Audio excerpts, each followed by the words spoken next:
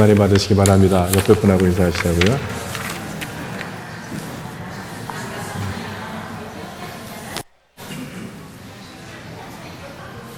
되게 잘 들리십니까? 저 뒤에 분들도 잘 들리세요? 만족하십니까? 계속 가도 되겠어요? 네, 제가 그러니까 기계에는 문제가 없고 제가 기계하고 안 친해서 그래요. 근데 마이크만 그런 게 아니라 컴퓨터도 그러고 스마트폰도 그러고 하여튼 기계하고는 제가 참 안 맞고 안 친합니다. 대신에 제가 꽃이라든가 나무라든가 짐승이라든가 바람이라든가 그런 생명, 자연하고는 친해요. 또 울리네. 그래서 여러분 저를 마이크를 못 쓰게 하는 신부 그렇게 보지 마시고 자연과 생명주의 신부, 이수상 신부 그렇게 기억해 주시면 감사하겠습니다. 9월부터 미사 순서를 조금 바꾸려고 합니다. 어제하고 지난주까지 계속 진행된 직분자 세미나에서 그 예배의 흐름하고 속도를 좀 개선시켜라 하는 얘기가 나와서 먼저 그 성경 읽을 때 지금 시편 읽고 층계 시편하고 성경 읽고 층계 시편하고 다시 이독서를 읽는데 그 일독서하고 묵상하고 이독서를 하고 묵상한 다음에 시편을 층계 시편으로 하고 복음을 읽겠습니다. 그리고 성가대는 이제 복음전 찬양을 준비하시면 될 것 같습니다. 그리고 지금도 하고 있지만 축성 기도 때는 앉아서 하겠습니다. 원래 이제 축성 기도가 미사의 하이라이트니까 우리가 그 하나님께 예를 표하기 위해서 일어서는데 문제는 연세들이 많아져서 결리는 데가 많으니까 서서 예를 표하는 게 아니라 고통스러워가지고 어쩔 줄을 몰라. 그래서 전에는 원래 무릎 꿇었죠. 근데 무릎 꿇는 건 더 힘들 것 같아서 앉아서 하시되 더 경건한 마음으로 하시겠습니다. 도봉교회에서는 안 나온 분도 있었어요. 그래서 제가 찾아가서 왜 안 오십니까 했더니 그 시간에 서 있는 게 너무 힘들어서 안 나옵니다. 그래서 할 수 없이 앉았습니다. 그래서 앉아서 기쁘게 하나님을 예배하고 찬양하는 것이 더 좋을 것 같습니다. 또 하나의 순서는 광고가 영성 체호 기도는 앉아서 하시고 그리고 영성 체호 기도가 끝난 후에 광고를 하겠습니다. 그리고 광고 후에 축복 기도하고 파견 선가를 하는 걸로 그렇게 순서를 바꾸도록 하겠습니다. 외우실 필요 없어요. 그냥 다음 주에 따라 하시면 돼요. 그래서 우리 성가대하고 순서 맡은 분들하고만 맞추면 됩니다. 몸은 하나인데 머리가 두 개인 사람이 있습니다.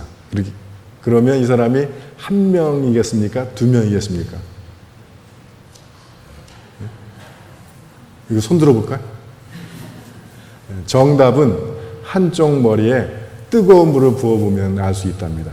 그래서 물을 붓지 않은 다른 머리가 나는 괜찮다 그리고 희죽희죽 웃으면 그건 두 사람이고 물을 붓지 않은 다른 쪽 머리도 같이 얼굴을 찡그리고 뜨겁다고 펄쩍펄쩍 뛰면 그거는 한 사람이랍니다. 탈무드에 나오는 이야기입니다. 인간이라고 하는 단어는 그 사람 사이 그냥 풀면 그런 뜻이 되죠. 그래서 이 사람에 대해서 서양에서는 인간은 사회적 동물이다. 아리스토텔레스가 이렇게 얘기했다고 그러죠. 사회 속에 살아가야 된다. 근데 그걸 동양에서는 인간해서 사람은 관계의 존재다. 뭐 비슷비슷한 말을 좀 다르게 표현한 거죠. 그래서 우리는 사람은 혼자 살아갈 수 없다. 그렇게 이야기합니다. 물론 요즘 텔레비 보니까 나는 자연인이다. 라는 프로에 보면 또 세상을 떠나가지고 산속에 사는 분들이 계시더라고요. 저희는 텔레비가 없어가지고 뭐 사우나나 가든가 어디 가면 가끔 보면 나도 그렇게 살고 싶어. 정말 부럽더라고. 근데 그렇다고 해서 그 사람들이 다른 사람 없이 살 수 있는 건 아니에요. 그 사람들이 입고 있는 옷이라든가 살아가는 데 필요한 것들은 다 다른 사람의 도움을 받아야만 살아갈 수가 있다는 거죠. 그런 의미에서 우리는 서로가 서로에게 필요한 존재들입니다. 그래서 사람들은 모여요. 가정으로 모이기도 하고, 뭐 회사 또는 뭐 그 나라 또는 학교, 단체 그렇게 모입니다. 근데 우리가 많은 그 관계 속에 살아가고 모든 사람들의 모임 가운데 살아가지만 신적 기원, 즉 하나님이 직접 세운 사람들의 조직은 딱 두 개라고 합니다. 하나는 교회, 또 하나는 가정이라고 얘기를 해요. 그래서 제가 왜 하나님이 하필이면 교회하고 가정만 직접 만드셨을까? 그래서 이 교회와 가정은 신적 기원을 가졌다라서 신성하다고 얘기를 해요. 그래서 결혼할 때도 우리가 신성한 자세로 해야 되고 교회에 나오실 때도 신성한 자세로 나오셔야 되는 이유입니다. 그래서 제가 하나님께 여쭤봤어요. 왜 그러면 다른 많은 조직들이 있는데 가정과 교회는 하나님이 직접 만드셨습니까? 그랬더니 교회는 구원의 도구고 가정은 행복의 도구다. 그래서 우리는 가정을 통해서 행복을 추구하고 교회를 통해서 구원을 받는다는 거예요. 동의가 되십니까? 별로서 동의가 안 되시는 것 같아요. 근데 신부님, 내가 이 인간하고 지금 내가 20년을 살아가는데 매일매일이 지옥 같았어요. 뭐 그런 분들 계세요? 웃는 분 보니까 그뭐 있나 봐. 실제로 가정을 행복의 수단으로 우리에게 주셨는데 실제로 살아온 세월을 돌아보면 그닥 행복했던 기억보단 힘들고 고통스럽고 그랬던 기억들이 더 많은 것 같아요. 근데 그 원인이 어디에 있는가 봤더니 우리가 그것을 매뉴얼대로 사용하지 않아서 그렇습니다. 그러니까 스타렉스를 타면 스타렉스 회사 현대에서 나온 그 안내서 지침서를 보고 사용해야 되죠. 또 삼성 텔레비를 사용하면 삼성에서 나온 그 매뉴얼을 봐야 됩니다. 근데 스타렉스가 고장 났다고 해서 삼성 텔레비에서 나온 매뉴얼을 봐가지고는 고칠 수가 없는 거죠. 그러니까 하나님이 가정을 만드셨으면 하나님의 매뉴얼을 봐야 됩니다. 하나님이 교회를 만드셨으면 역시 하나님의 매뉴얼을 봐야 되죠. 그 하나님의 안내서, 하나님의 사용 설명서가 뭐예요? 네? 하나님의 사용 설명서가 뭡니까? 네, 성경이죠. 메이커에서 나온 그 사용 설명서를 봐야 되는 거예요. 여러분들이 결혼하실 때 얼마나 이 하나님의 사용 설명서를 보시고 준비하셨고 살아가시면서 얼마나 사용 설명서를 보시면서 살아가고 계십니까? 저도 그렇고 많은 사람들이 상대방이 얼마나 내 마음에 드는지만 받고 그가 어떤 기분만 받지 성경은 안 봤던 것 같아요. 근데 그렇다고 해서 다 물리실 필요는 없어요. 이제라도 다시 그 사용 설명서를 보시면 됩니다. 교회 역시 마찬가지예요. 저는 그 교회를 안 맡고 있을 때가 꽤 많이 있었는데 그래서 여러 군데 많이 돌아다니고 여러 사람을 만나봤어요. 교인들 만나면 제일 많이 하는 얘기가 목사나 신부에 대한 흉이야. 교회에 대한 불평. 제가 이제 월요일날 사우나 가서 이렇게 앉아 있으면 아줌마들이 되게 많이 들어와. 아줌마들이 막 수다를 떠는데 의외로 그 수다 떠는 사람들 중에 60%가 교회 얘기하더라고. 근데 교회 얘기하는데 좋은 얘기 하겠어요? 대부분 목사 흉보든가 비난하든가. 그러니까 나머지 40% 교회 안 다니는 사람은 그 말을 들으면서 무슨 생각하겠어요? 교회는 절대로 나가지 말아야 되겠구나. 그걸로 그냥 교인 다 떨궈내고 있는 거야. 여러분들은 그러지 마시기를 바랍니다. 그래서 제가 당부드리면 저를 욕하거나 비난할 일이 있으면 그건 저한테 하세요, 직접. 그리고 저를 칭찬할 일이 있으면 저한테 하지 말고 나가서 하는 거야. 그래서 이렇게 얘기했는데도 또 내 앞에서는 막 칭찬하고 돌아서서 막 흉보고 그러면 안 돼요. 제가 한 2달쯤 평촌 사우나에 가볼 거야. 그래서 우리가 하나님의 사용 설명서들을 사용하지 않으니까 교회가 우리를 구원해 두고 하나님의 신성한 곳이 아니라 안 갈 수는 없고 교회로 오는 발걸음이 무겁게 한이 없는 그런 상태가 되는 겁니다. 자, 오늘 성경 말씀에도 보면 교회 또 공동체에 대한 이야기를 하고 계세요. 먼저 히브리서에는 우리가 앉아있는 이 자리가 어떤 자리냐 하는 겁니다. 구약에서는 신의 산입니다. 그래서 그 검은 구름과 폭풍이 일고 나팔 소리가 울리고 굉장한 음성이 울리고 막 불기둥이 솟고 그러니까 그 신적 두려움, 영광 이게 나타나는 자리였어요. 근데 너무 무서워가지고 사람들이 접근을 못해. 그래서 신약에 와서는 이게 달라집니다. 그래서 지금 여러분이 와 있는 곳은 시온산이고 하나님의 도성이며 하늘의 예루살렘입니다. 수많은 천사들이 있고 우리 눈에 보이지 않아도 잔치가 벌어져 있고 장자들에게 교회가 있고 하나님이 계시고 의인들의 영혼이 있고 그리고 예수 그리스도의 속죄의 피가 있는 곳. 지금 우리가 앉아있는 이곳이 그런 곳이라는 거예요. 우리가 볼 수는 없지만 이것이 우리 교회의 영적 주소고 이것이 우리가 예배드리는 우리 예배의 영적 현실입니다. 그것이 여러분들에게 느껴지시기를 또 믿어지시기를 주님의 이름으로 축원드립니다. 근데 이렇게 만들었는데 문제는 이것을 인간들이 이걸 망쳐버렸다는 거예요. 그래서 교회의 구약 버전이 이스라엘이라는 단어예요. 신약에서 교회는 에클레시아라고 씁니다. 에클레시아라고 하는 말은 에크, 영어로 EX가 바뀌는 거예요. 밖으로, 그런 뜻입니다. 정확한 의미는 여러 가지 의미가 있지만 가장 대표적이고 공통적인 의미는 하나님께서 특별한 뜻을 갖고 세상 밖으로 불러낸 사람들의 모임. 포인트는 하나님의 부르심, 그리고 밖으로 모임, 공동체. 이 세 가지가 중요한 포인트입니다. 더 다양한 뜻이 있지만. 그러면 하나님께서 왜 우리를 세상 밖으로 불러내셨을까? 그래서 우리를 이 교회에 와서 이곳에서 하나님을 경험하게 하기 위해서 부르시는 거예요.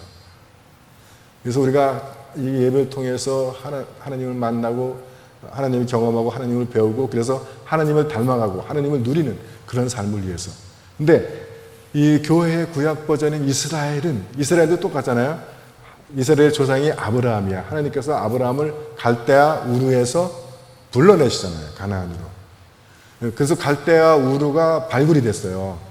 그래서 발굴됐더니 거기가 지금으로부터 아무리 적게 잡아도 한 5,000년, 6,000년 전 시대인데 에어컨이 있더랍니다. 별로 안 놀라시네. 한 5,000년 전에 에어컨이 있더래요. 물론 정이 꽂는 에어컨이 아니고 이게 돌집을 이중으로 해가지고 그 가운데로 물이 흐르게 해가지고 단열을 시켰대. 그러니까 그 집이 아브라함의 집인지는 알 수 없어요. 그러나 그 정도의 문화 수준을 살고 있던 사람을 하나님께서 불러내십니다. 그리고 또 이스라엘 민족이 출발하게 되는 출애굽도 애굽에 있던 백성들을 하나님께서 광야로 불러내시는 거죠. 이것이 포인트. 그래서 이스라엘이 하나님께서 하나님 불러낸 그리고 공동체라고 하는 측면에서 신약의 교회와 구약의 이스라엘이 같은 맥을 갖고 있습니다. 근데 오늘 이사야서에 보면 뭐라고 얘기하냐면 너네가 너희 가운데에서 멍에를 치운다면 그리고 서로 삿대질하는 것을 그만 멈춘다면 그리고 못된 말을 거둔다면 내가 그리고 너희가 굶주린 사람에게 먹을 것을 나눠주고 그리고 쪼들린 자 공동문역은 쪼들린 자라고 되어 있는데 영어 성경을 보니까 집이 없는 사람 이런 뜻입니다. 그 사람들을 너네들이 배를 채워준 돌봐준다면 그러면 너희 빛이 어둠에 떠올라 너희 어둠이 대낮같이 밝아오리라. 그리고 더 중요한 말씀이 있어요. 야훼가 너를 줄곧 인도하고 메마른 곳에서도 배불리고 뼈 마디마디에 힘을 주리라.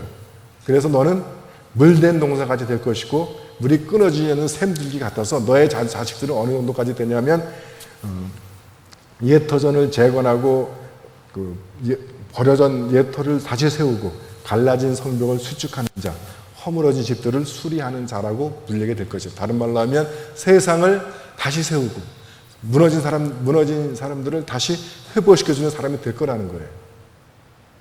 근데 지금 그렇지 못하고 오히려 멸망의 위기에 놓여 있는 이유가 어디 있냐면 서로 다른 사람을 멍에를 지어서 자기 종으로 부리려고 하고 서로 니 탓이라고 삿대질을 해야 되고 그리고 그래도 안 되면 못된 말 그렇게 되면 사실은 저주의 말들을 쏟아붓는다고 연병할, 우라질, 베라먹을 해가면서 퍼붓는다는 거예요. 그렇게 하기 때문에 하나님께서 너네들을 축복해주고 싶어도 축복해줄 수가 없다는 거예요. 그래서 누구한테 주겠어요, 하나님이? 이놈 주기도 없고 저놈 줄 수도 없고 이놈 주면 이놈이 질투하고 이놈 주면 저놈이 질투 시기하고 못 주시는 거예요. 그래서 너네들이 하나님의 인도를 받지 못하고 그래서 너네들이 배고프고 그래서 너네들이 미래가 보이지 않고 그런 일이 발생한다는 겁니다. 오늘 복음서를 보니까 그 비슷한 이야기가 나와요. 18년 동안 병마에 사로잡혀서 몸이 펴지지 않는 사람이 있어요. 불쌍하겠습니까? 안 불쌍하겠습니까? 도와주고 싶겠습니까? 안 도와주고 싶겠습니까? 여러분들도 회당장이랑 똑같은 거야? 뭐 힘이 있다면 도와주고 싶겠죠, 그죠? 그게 인지상정이에요. 그래서 주님께서 그 여자를 보시고 가까이 불러. 이게 굉장히 중요해요. 이미 하나님이 보시면 거기서 이미 구원의 시작이 되는 거예요. 그래서 성경을 끊임없이 우리한테 이야기합니다. 하나님께서 눈동자같이 너희를 지켜보신다. 믿으십니까? 보시면 이미 구원이 시작된 거예요. 근데 왜 그 구원이 안 옵니까? 그것은 하나님의 시간과 우리의 시간의 차이입니다. 그래서 믿음이라고 하는 것은 뭐냐? 내가 생각하는 시간을 하나님의 시간에 맞추는 거예요. 거기에 필요한 것이 인내, 기다림, 그리고 믿고 하나님께서 해주실 것이다 라는 걸 믿는 겁니다.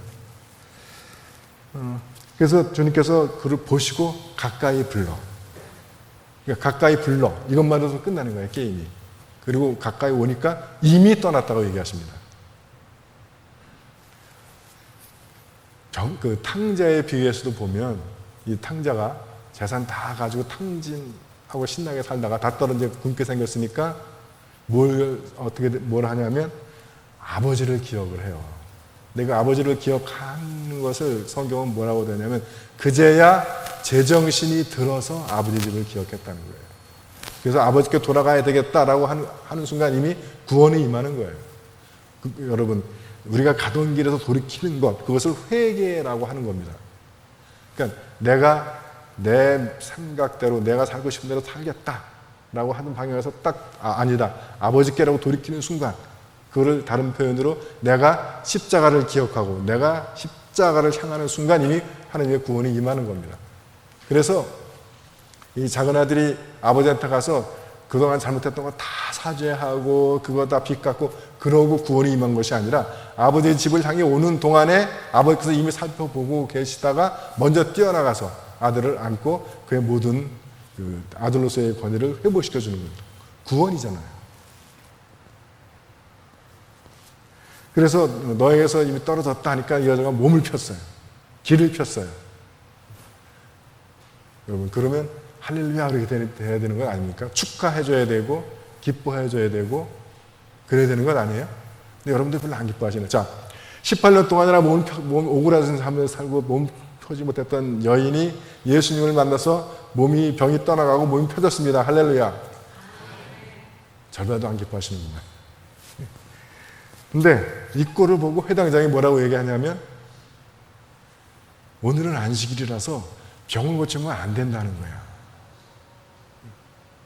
물론 법적으로는 안식일에는 일을 하면 안 되게 되어 있습니다.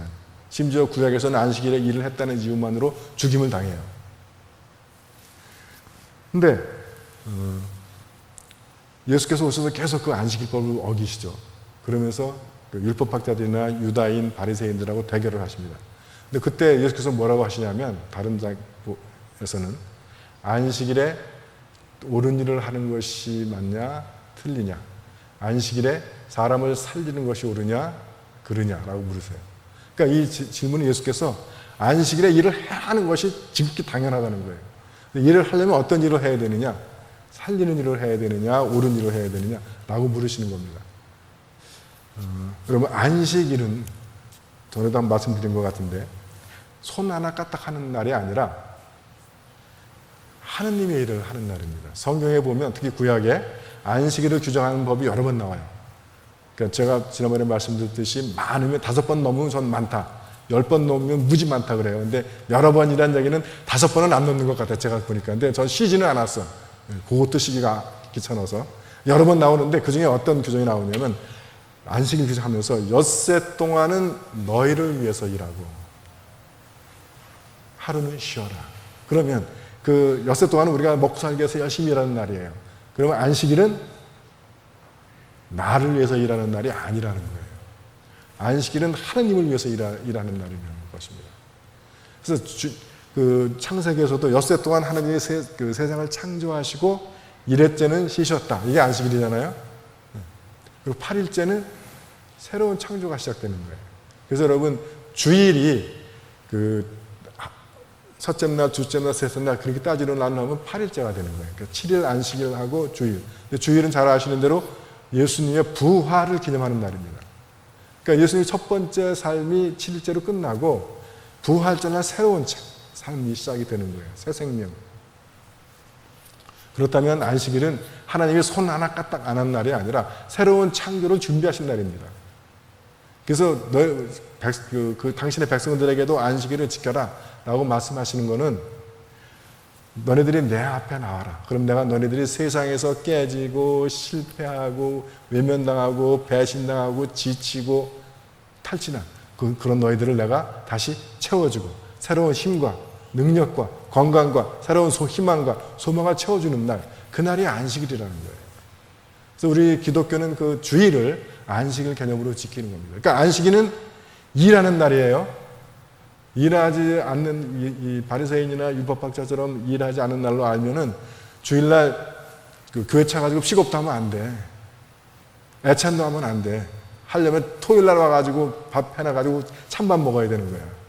그러나 그것이 애찬도 해도 되고 픽업해도 되고 또는 뭐 전도도 해도 되고 신방도 해도 되는 이유가 어디 있어요? 다 나를 위한 날, 내가 돈 벌기 위한 날을 하는 날이 아니라 하나님을 위한 날, 생명을 위한 날, 영혼을 위해서 일을 하는 날. 그렇기 때문에 다 가능한 것입니다.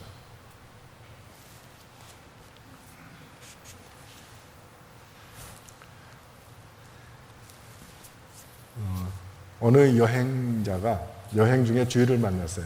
그래서 교회를 가려고 그 마을 사람들한테 경찰한테 물어봤습니다. 여기 교회가 어디 있습니까? 경찰이 뭐 오른쪽으로 가서 다시 왼쪽으로 갔다가 거기서 한 10분 가면 교회가 있습니다. 그래서 말하는 대로 따라갔어요. 근데 가다 보니까 중간에 교회들이 다른 교회도 있는 거야. 일단 예배 마친 다음에 다시 이제 나오다 보니까 그 경찰이 또 있는 거예요. 물어봤어요. 아니 여기도 교회가 있고 저기도 교회가 있는데 왜 그 먼 교회를 가르쳐줬습니까? 했더니 그 경찰이 대답하기를 자기가 주일날 계속 이렇게 교통정리를 하면서 여러 교회에서 나오는 사람들을 봤는데 그 교회에서 나오는 사람들의 표정이 제일 좋았습니다. 그래서 그 교회에 당신을 소개시켜드렸습니다.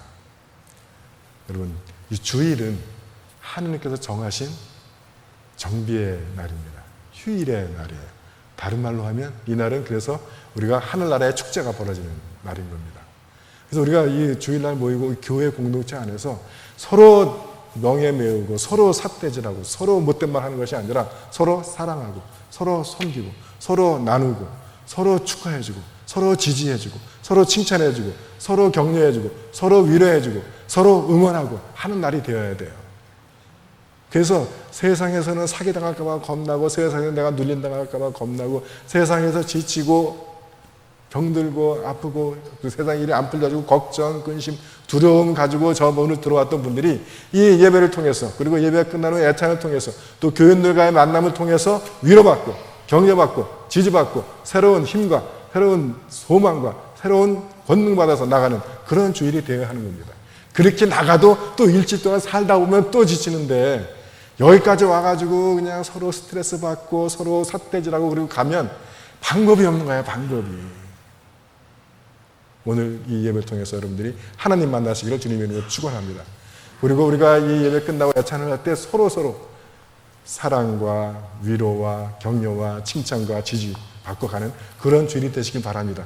그래서 나가실 때 주위에 있는 이 동편마을 사람들이 보고 저 교회 갔다 나오는 사람들은 뭔 좋은 일이 있길래 저렇게 표정들이 좋고 밝을까? 나도 한번 가봐야 되겠다. 그런 생각 들게 되기를 주님의 이름으로 축원드립니다.